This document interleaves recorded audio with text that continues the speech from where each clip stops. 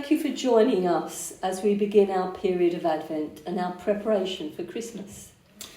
In a secular sense, much time and effort goes into Christmas preparations, buying suitable gifts, creating menus for special meals, shopping for special treats, perhaps even planning journeys and organising visits to family or friends. In a spiritual sense, preparing carefully for Christmas is no less important. And we know that the church has extra activities and programmes to prepare. But in the midst of your rushing around, we encourage you to find moments to stop, breathe, and create space during Advent to reflect on the real meaning of Christmas, preparing your heart to receive again the gift of the Christ child. Each week in Advent, we will share a short devotional. To help us, we're using a book called Sacred Risk, 20 short talks written by General Shaw Clifton.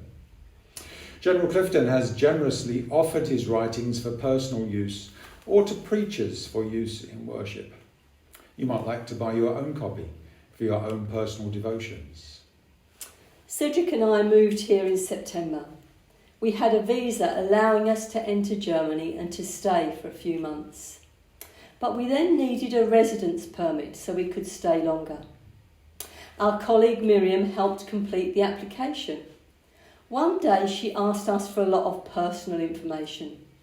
When and where were we born? Who were our parents? What were our mother's maiden names? What was my family name before I was a Hills? It's not an exciting list, but it helps the authorities here understand who we are, what our family backgrounds are, and whether we have any unsavoury secrets in our family that we might prefer to keep hidden. When introducing us to Jesus, Matthew did something similar in his Gospel. The first 17 verses of chapter 1 simply list Jesus' ancestors and family history. You've probably never read it, and I sincerely doubt you've ever heard it read in church. It's not the most captivating bit of the Christmas story. But if we don't rush straight past it to verse 18, there's much to learn. 48 names are listed, but only 5 are women. It's amazing they were listed at all. Most Hebrew genealogies list only the paternal side. But delve deeper, and the inclusion of these 5 women becomes even more fascinating. Rahab was from Canaan and Ruth from Moab, so they were not Jews. Rahab was a prostitute. Tamar and Bathsheba were both caught in adultery. And remember, even Mary, the mother of Jesus, was unmarried. Many of us have a relative we'd rather not mention. Some might have tried to keep such dubious characters secret, but not Matthew. General Clifton draws 10 points from Matthew's genealogy, but let us share with you just 3. The genealogy proves Jesus was a descendant of Abraham and David, so he fulfills the Old Testament prophecies. His claim to be the Messiah is deeply rooted and embedded throughout the scriptures. He's worthy of our worship.